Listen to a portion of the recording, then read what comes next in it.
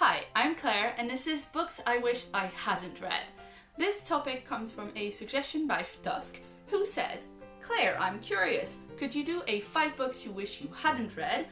Perhaps they sounded great but disappointed you, or perhaps you couldn't put the book down, but it was far more out of shock than enjoyment, etc. Yes, I can. I'm not sure there's a definitive list of books that I wish I hadn't read, but I want to talk about the ones that would really make me think about it, including just a general idea of being able to unread a book. I think for me the worst is when I finish reading a book and I think, why did I bother? And I'm not really sure why I finished it. This tends to not really happen to me with ebooks or physical books very much anymore, because I tend to have a fairly short attention span, and if these don't grip me, I tend to DNF books very easily. But with audiobooks, I've been a lot more lenient in the past because you can just keep listening. A few years ago, I listened to a book called Coyote, a novel of interstellar space exploration by Alan Steele. And when I finished it, I realized I didn't really care about the characters at all or what had happened. The story was fine, the prose was fine. Alan Steele has won several Hugo Awards. The problem was not the writing for me, I just didn't really click with the story. I remember a few interesting conflicts that happened near the beginning, but I honestly can't remember how the novel ended. There's definitely an argument to be made that I could have used that time, or indeed that Audible credit, for something else that I would have enjoyed more, and I could also have returned that credit to Audible and gotten a different book. By the way, if you didn't know, you can return any book to Audible that you've bought recently that you haven't liked for whatever reason. Even if you've already listened to it, you can just go into your account and click return.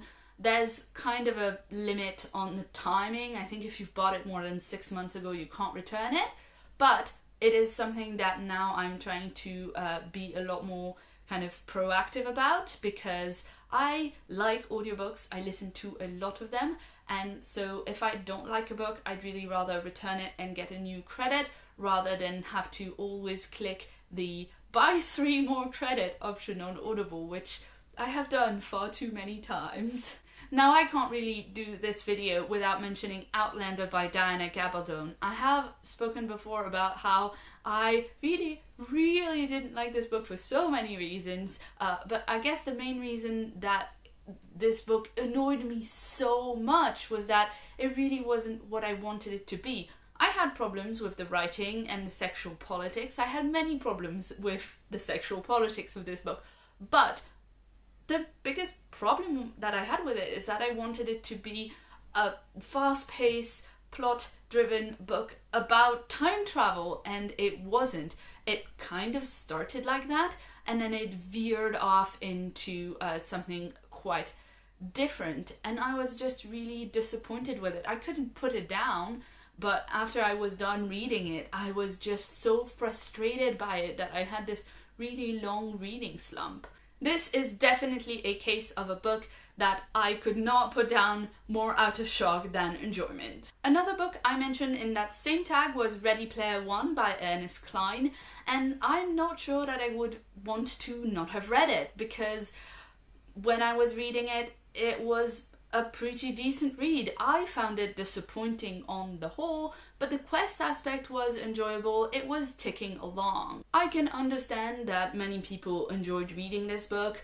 I am finding it a bit more difficult to understand how so many people classify it as a really brilliant book or their favorite book of the year, because it wasn't as standout for me. But I guess that's kind of the only reason that I would want to not have read it, because now I have this frustration about it that comes from the disconnect between my experience of it and many other people's experience of it. I I recently tried listening to The Way of Kings by Brandon Sanderson because I wanted to read Words of Radiance for the Booktube SFF Awards, and I got to 15 hours in the audiobook of The Way of Kings, which is about 1/3 of the way through. This is a very, very long book, even by Brandon Sanderson standards. I think it's got 2 or 3 different prologues. It's got a lot of different story threads, which I'm assuming are going to come together at the end and make this like fantastic epic story. But right now I'm not feeling very engaged with really any of them. And so I found myself putting off the audiobooks for like weeks and just not going back to it. So in the end, I returned it for my credit to Audible and got something else because I didn't really want to spend another 30 hours on it, despite the fact that I know that I normally enjoy Brandon Sanderson's writing. Now, one reason that I don't really wish I hadn't read these books, even though I don't remember them very fondly, is that I tend to really enjoy most of the books that I read. I read mostly on recommendation. I read from authors that I already know and trust, and I tend not to finish things if I'm bored with them when I start. So I worry sometimes that I'm just not being critical enough when I'm reading, because I tend to end up with a Goodreads list that's mostly 4 and 5 stars, and I tend to worry that I'm a bit of an easy mark for maybe not so great storytelling. So for me, that's one reason that I probably wouldn't unread any of those books if I could magically decide to kind of erase some of my reading history, because I'm glad that sometimes I get a book that gives me, you know, the opportunity to see what it is that I really like and what it is that I don't like. It makes me more confident in my book choices, to see that actually I am able to be critical sometimes about certain things. One book that I definitely wish that I could unread was Captain Vorpatrol's Alliance by Lois McMaster-Bujold.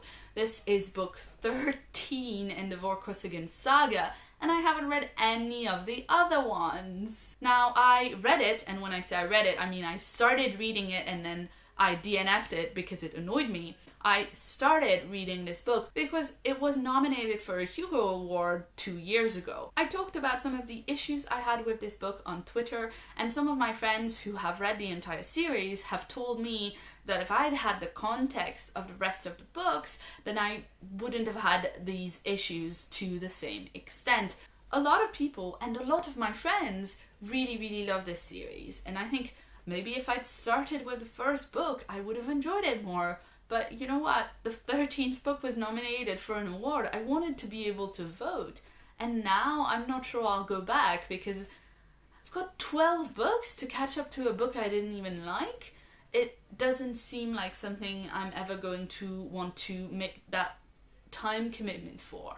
So apart from this very specific case of the Vorkosigan saga, I don't think I would ever want to unread a book if I could magically erase it from my reading experience, just because all of these books, good, bad, disappointing, just kind of meh, really frustrating, they all impact my overall reading experience. They impact who I am as a reader and also who I am as a writer. I find it really interesting to look at what published authors do and what I think that they do really well, what I think that they do kind of meh, and what I think that they do really poorly. Overall, as a consumer of stories in various media and as a science fiction and fantasy fan, I appreciate all of the input that goes into like forming my critical opinions as a reader, and so that's quite important to me. So this was my take on books I wish I hadn't read. Big thanks to FtuskK for suggesting it. I think it was a really interesting topic. Let me know what you think in the comments down below, and let me know what books you wish that you hadn't read or that you could unread if there are any. If you'd like to see more from me, you can check the sidebar right here for more videos. And if you haven't yet, please hit that subscribe button for more videos from me every week. I've been Claire, thanks so much for watching, and see you soon.